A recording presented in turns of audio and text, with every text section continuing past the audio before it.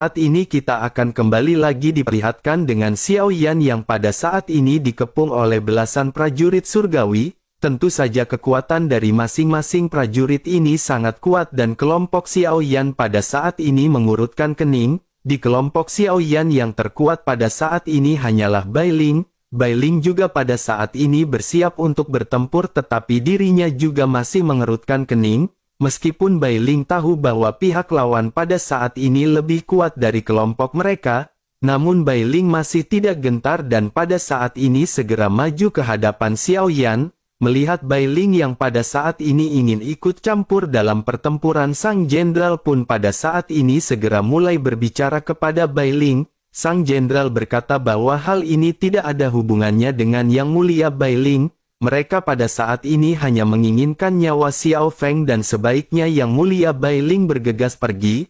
Mendengar apa yang dikatakan oleh jenderal tersebut, Bai Ling pun segera menjawab kepada sang jenderal yang bernama Wu Gong. Bai Ling berkata sebaiknya pada saat ini Jenderal Wu Gong jangan terlalu sombong. Jika pada saat ini Jenderal Wu Gong memang menginginkan nyawa dari Yang Mulia Xiao Feng, Jenderal Wu Gong benar-benar harus melangkahi mayat dari Bai Ling. Sosok jenderal yang bernama Wu Gong pada saat ini menyipitkan matanya mendengar Bai Ling yang berbicara seperti itu. Pada akhirnya Wu Gong pun segera berkata kepada Bai Ling jika begitu permasalahannya maka dirinya pada saat ini ingin meminta maaf. Jika Yang Mulia Bai Ling pada saat ini bersikeras maka dirinya terpaksa bertindak kepada Yang Mulia Bai Ling. Sebaiknya Yang Mulia Bai Ling jangan menyalahkan Wu Gong karena dirinya pada saat ini akan bertindak dengan sangat kejam. Setelah selesai berbicara sosoknya pun seketika segera melambaikan tangannya memberikan instruksi. Pada akhirnya belasan prajurit yang pada saat ini berada di belakang Wu Gong pun seketika melesat terbang. Semuanya adalah seorang dogat yang ganas. Bai Ling pada saat ini mengerutkan kening dan memerintahkan para prajuritnya juga untuk melangkah maju. Han Sen juga pada saat ini melambaikan tangannya dan memerintahkan para prajuritnya untuk bergegas bertempur. Bai Ling pada saat ini seorang diri berhadapan dengan Jenderal Wu Gong dari prajurit surgawi. Keduanya pada saat ini melesat ke langit yang jauh dan benturan di antara keduanya segera terjadi. Kedua belah pihak pada saat ini memancarkan origin dewa yang kuat dari tubuh masing-masing. Pada saat ini jumlah bintang di antara kedua belah pihak juga seketika terungkap. Jumlah lautan bintang milik Bai Ling pada saat ini setidaknya sudah mencapai total 130.000.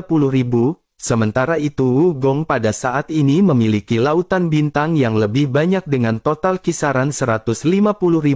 Dengan begitu maka pada saat ini sejujurnya Bai Ling bukanlah tandingan bagi Wu Gong. Tetapi meskipun begitu Bai Ling pada saat ini menampilkan semua kekuatannya untuk berhadapan dengan Wu Gong. Benturan di antara keduanya pada saat ini berlangsung dengan sangat intens dan di awal pertempuran keduanya tampak masih imbang. Kedua belah pihak masing-masing mengeluarkan teknik pemungkas mereka. Hanya dalam waktu singkat pada saat ini ratusan pertukaran telah terjadi.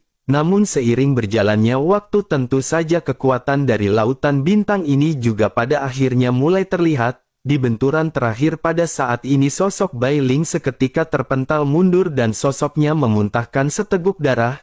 Namun setelah menstabilkan sosoknya pada saat ini origin dewa segera kembali melonjak dari tubuh Bai Ling. Melihat Bai Ling yang pada saat ini masih belum menyerah, Wu Gong pun seketika mengerutkan kening. Wu Gong pun menggertakkan gigi dan bergumam di dalam hatinya bahwa pria ini adalah pria yang tangguh.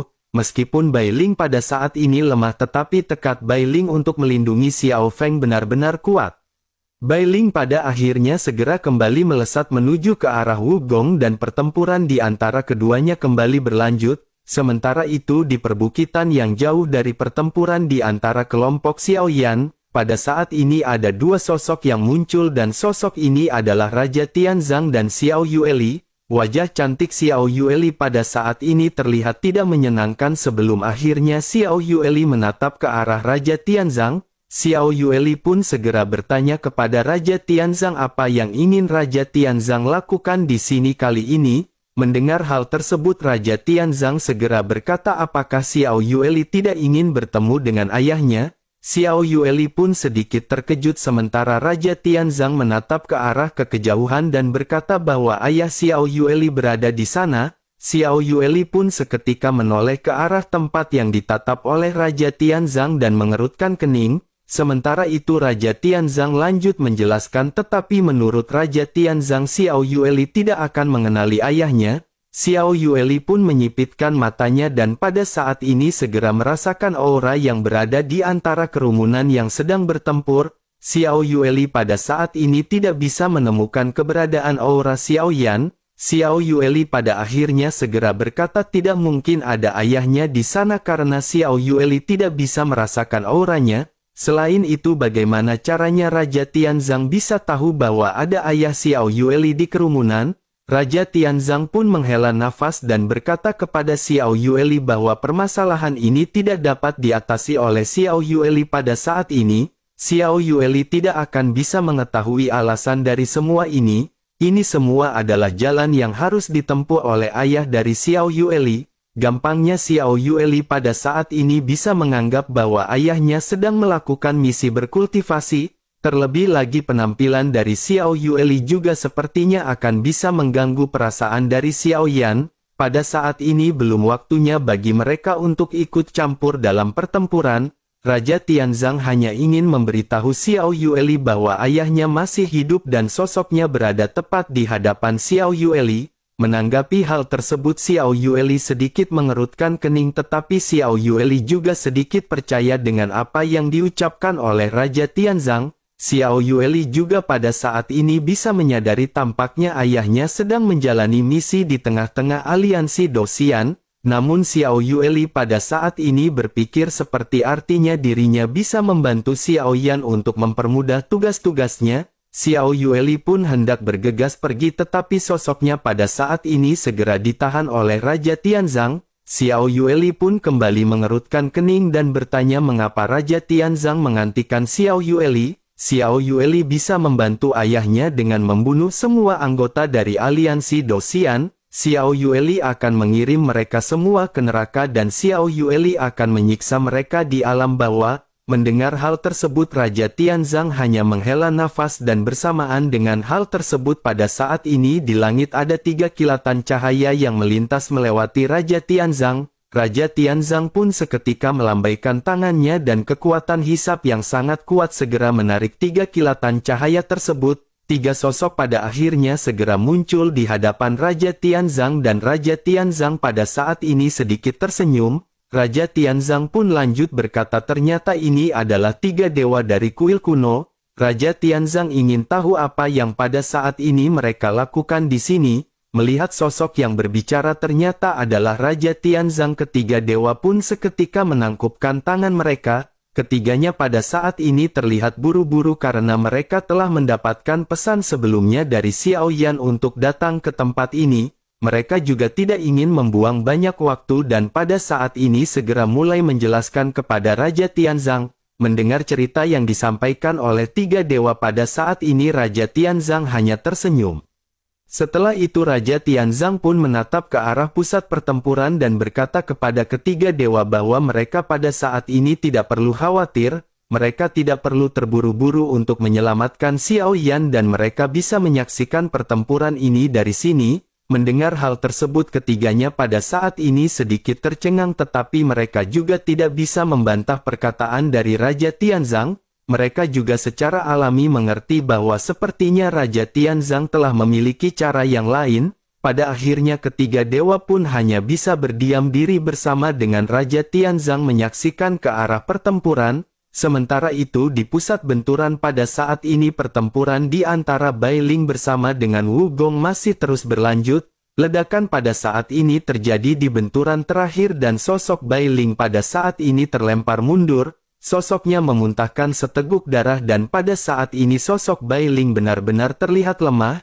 Tetapi meskipun begitu di sisi berseberangan pada saat ini Wu Gong juga memuntahkan seteguk darah. Tampaknya Wu Gong juga telah mendapatkan perlawanan sengit yang dilesatkan oleh Yang Mulia Bai Ling. Keduanya pada saat ini sama-sama mundur dan mereka berdua saling menatap dengan ekspresi dingin. Pada saat yang bersamaan pada saat ini tiba-tiba sosok Xiao Yan segera terlempar mundur ke belakang. Sesosok pada saat ini dengan cepat mengejar ke arah Xiao Yan yang juga memuntahkan seteguk darah. Sosok ini tidak lain dan tidak bukan adalah Tu Xiuyuan yang menyerang Xiao Yan dengan diam-diam. Pukulan ini secara langsung menyebabkan Xiao Yan benar-benar mengalami luka di bagian terdalam tubuhnya. Sementara itu Tu Xiuyuan yang mengejar Xiao Yan pada saat ini tersenyum dingin.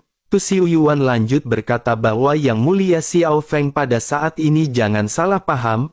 Tujuan Tu Xiuyuan menyerang hanyalah karena warisan dan tidak ada hubungannya dengan mereka. Sebaiknya pada saat ini Yang Mulia Xiao Feng menyerahkan warisan tersebut kepada Tu Xiuyuan. Selain itu pada saat ini juga Yang Mulia Xiao Feng harus memberikan semua warisan termasuk dengan yang dimiliki oleh Yang Mulia Xiao Feng. Dengan cara seperti itu mungkin pada saat ini Tu Xiuyuan akan mengampuni Xiao Feng.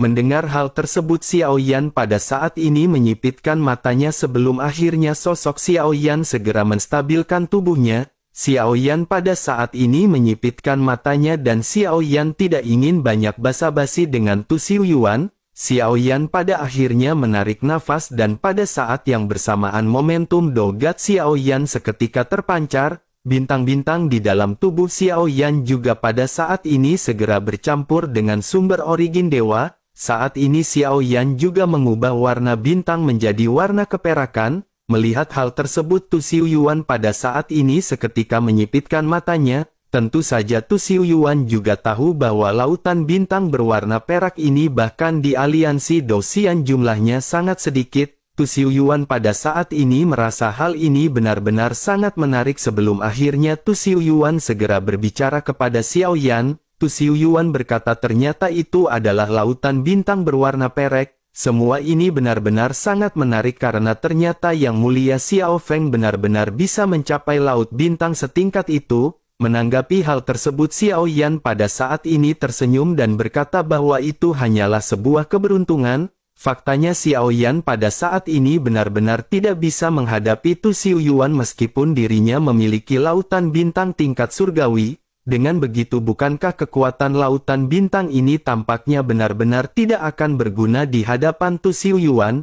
Tu Xiuyuan pun tersenyum dan berkata jika memang Yang Mulia Xiao Feng merasa seperti itu mengapa dirinya pada saat ini tidak menyerah saja? Di masa depan meskipun Yang Mulia Xiao Feng tidak memiliki warisan Tu Xiuyuan berjanji akan melindungi Yang Mulia Xiao Feng. Menanggapi perkataan dari Tu Xiuyuan ini Xiao Yan kembali tersenyum dan memandang dingin ke arah Tu Xiuyuan. Xiao Yan pada saat ini bisa melihat adanya ketakutan di wajah dari Tu Xiuyuan. Namun Xiao Yan tidak tahu apa yang menyebabkan Tu Xiuyuan pada saat ini merasa ketakutan. Xiao Yan pun memancing Tu Xiuyuan dengan bertanya apakah pada saat ini Tu Xiuyuan takut kepada Xiao Feng. Kata-kata yang baru saja dilontarkan oleh Xiao Yan ini tanpa sadar membuat tubuh Tu Xiuyuan sedikit terkejut. Tu Xiuyuan pada saat ini sejujurnya memang benar-benar merasa merinding di hatinya. Entah mengapa Tu Xiuyuan selalu merasakan perasaan tertekan ketika berhadapan dengan Xiao Feng.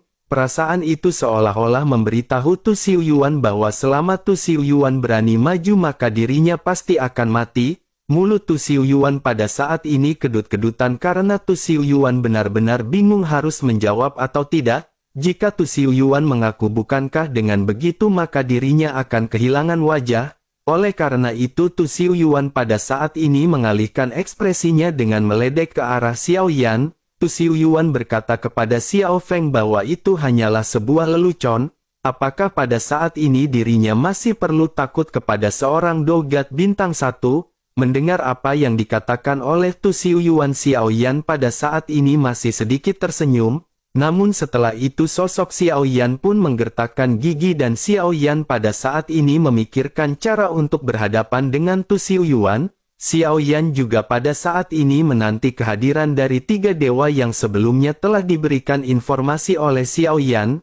Kesenjangan di antara Xiao Yan dan Tu Xiuyuan ini benar-benar sangat besar dan meskipun Xiao Yan mengeluarkan semua kartu truf terkuat Xiao Yan berpikir bahwa akan sangat sulit untuk bisa berhadapan dengan Tu Xiuyuan. Selain itu jika tiga dewa tidak datang maka Xiao Yan hanya memiliki satu cara dengan bersembunyi di balik cangkang kura-kura. Sementara itu di sisi lain Tu Xiuyuan pada saat ini juga tidak ingin membuang banyak waktu dan sosoknya segera melesat ke arah Xiao Yan. Kecepatan dari Tu Xiuyuan ini benar-benar sangat cepat dan Xiao Yan pada saat ini benar-benar terkejut. Xiao Yan bisa merasakan kekuatan origin dewa yang pada saat ini melapisi tubuh dari Tu Xiuyuan. Xiao Yan pada saat ini mengerutkan kening dan Xiao Yan menyadari bahwa Xiao Yan bukanlah lawan dari Tu Xiuyuan.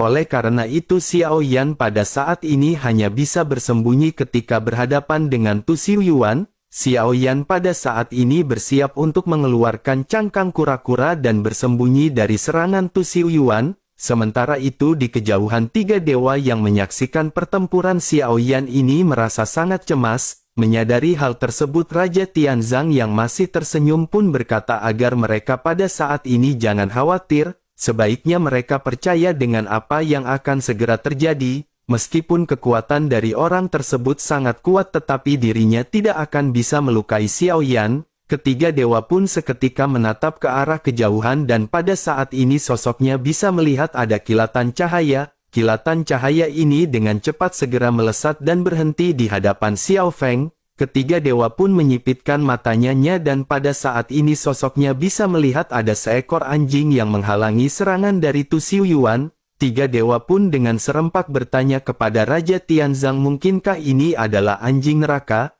Raja Tianzang pun masih tersenyum dan pada saat ini hanya menganggukkan kepalanya menghadapi pertanyaan dari ketiga dewa. Sementara itu di sisi lain bersamaan dengan Xiao Yan yang hendak mengeluarkan cangkang kura-kura, lesatan cahaya segera berhenti di hadapan Xiao Yan dan cahaya ini seketika mengembun menjadi seekor anjing. Xiao Yan pada saat ini menyipitkan matanya dipenuhi dengan keterkejutan melihat sang anjing yang tampaknya ingin menolong Xiao Yan. Namun Xiao Yan juga merasa khawatir dan takut si anjing pada saat ini akan menjadi korban. Xiao Yan pun berniat untuk meraih si anjing tetapi pada saat yang bersamaan cahaya melonjak dari tubuh si anjing dan pada saat ini sosoknya segera berubah menjadi anjing besar berkepala tiga. Tu Xiuyuan yang melesat ke arah Xiao Yan juga pada saat ini benar-benar terkejut dengan apa yang baru saja terjadi. Tu Xiuyuan juga pada saat ini bisa merasakan hawa dingin yang terpancar dari sosok si anjing. Tu Xiuyuan pun berusaha menghentikan langkahnya dan seketika ingin menarik pedang yang dilesatkan ke arah Xiao Yan. Namun di sisi lain pada saat ini sosok dari si anjing telah mengeluarkan bola api dari mulutnya. Tanpa banyak penundaan lagi bola api ini pun dengan keras segera dilesatkan menuju ke arah Tu Xiuyuan. Pada akhirnya gumpalan api ini seketika menyelimuti tubuh Tu Xiuyuan. Tu Xiuyuan pada saat ini berusaha untuk menghalau bola api yang dilesatkan oleh anjing berkepala tiga. Namun usaha yang dilakukan oleh Tu Xiuyuan ini tampak percuma. Sosok di dalam kepulan api mengeluarkan raungan menyedihkan dan kesakitan yang bergema di langit. Dalam bayangan nyala api dalam waktu singkat pada akhirnya sosok yang berada di dalam kepulan api terlihat menghilang. Bahkan baju lapis bajak yang digunakan oleh Tu Xiuyuan pada saat ini benar-benar telah berubah menjadi abu. Dalam waktu singkat hanya tersisa kerangka dari Tu Xiuyuan setelah kobaran api ini perlahan-lahan menghilang. Ketika si anjing perlahan-lahan mematikan api tersebut ternyata si anjing menyisakan satu lengan dari Tu Xiuyuan. Lengan ini tidak terbakar di bawah nyala api dari anjing tersebut. Lengan ini ternyata adalah lengan warisan dari Yang Mulia yang sengaja tidak dibakar oleh si anjing. Xiao Yan juga pada saat ini benar-benar terkejut melihat apa yang baru saja dilakukan oleh si anjing. Bersamaan dengan hal tersebut pada saat ini gumpalan jiwa dari Tu Xiuyuan melesat untuk melarikan diri.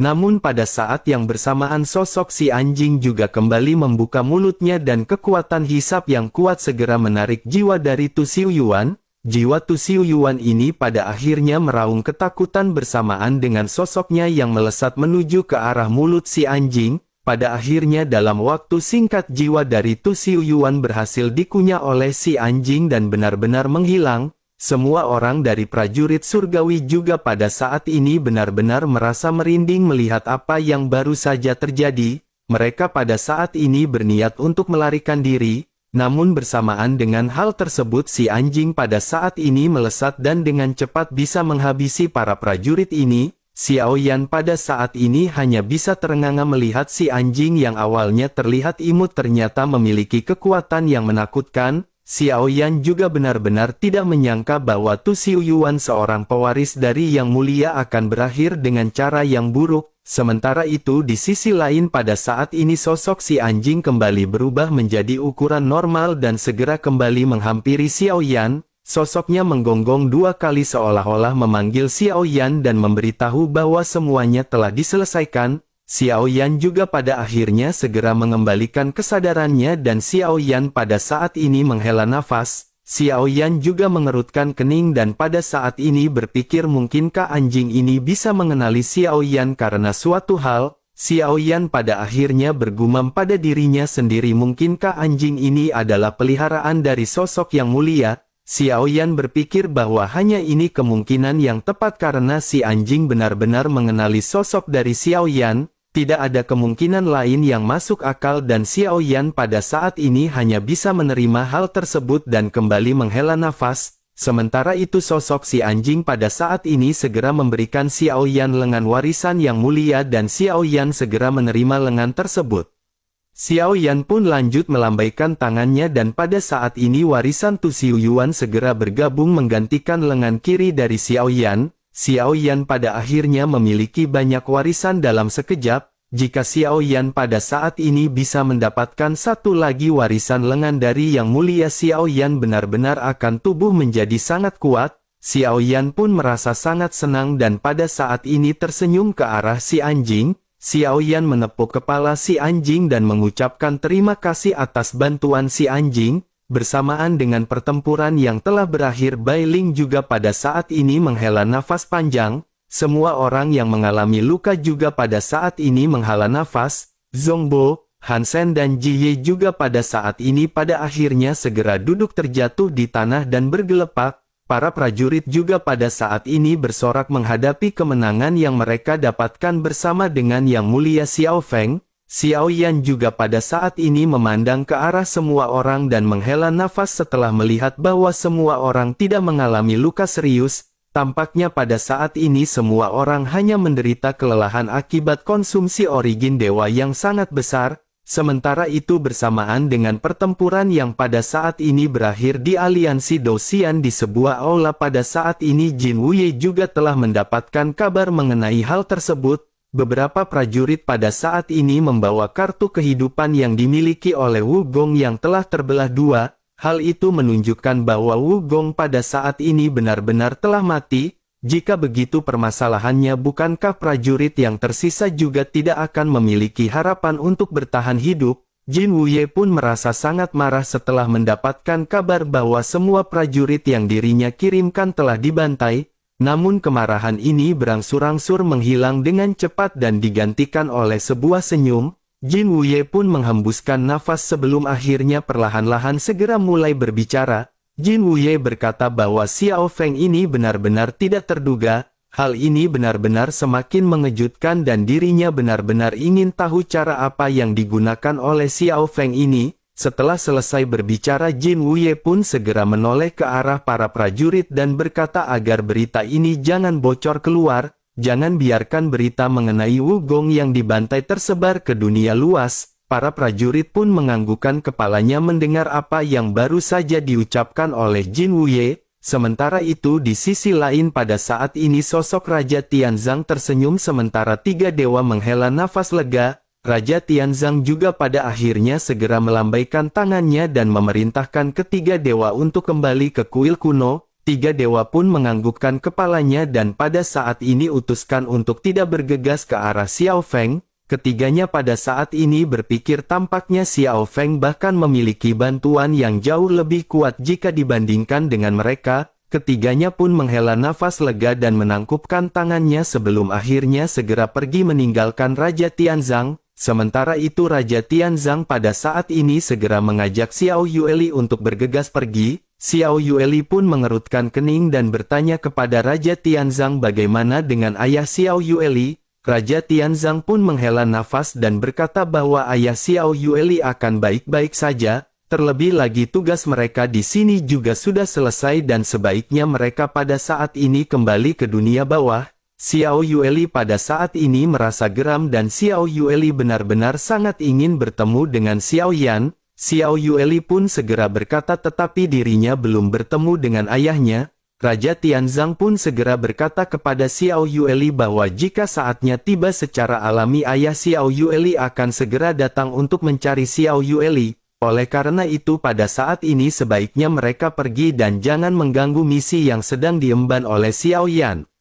Mendengar hal tersebut Xiao Yueli pun hanya bisa menggerutu karena kesal. Xiao Yueli pada akhirnya tanpa daya segera mengikuti Raja Tianzang dan keduanya pada saat ini seketika menghilang. Sementara itu kembali ke Xiao Yan yang pada saat ini juga tidak menunggu kedatangan dari orang-orang kuil kuno. Xiao Yan berpikir bahwa permasalahan di sini sudah selesai dan Xiao Yan tidak lagi membutuhkan bantuan mereka. Xiao Yan juga pada saat ini memiliki spekulasi tampaknya semua ini juga benar-benar telah diatur. Hal itu dikarenakan Xiao Yan telah menyadari status dari anjing yang membantu Xiao Yan ini tidaklah sederhana. Xiao Yan pada akhirnya menghela nafas lega dan pada saat ini Xiao Yan segera mengeluarkan gulungan misi yang harus diselesaikan oleh Xiao Yan. Xiao Yan pada saat ini menunjuk ke arah senjata yang berada di dalam gulungan tersebut. Xiao Yan menunjukkan gambar senjata tersebut kepada si anjing seolah-olah bertanya apakah si anjing tahu lokasi senjata tersebut.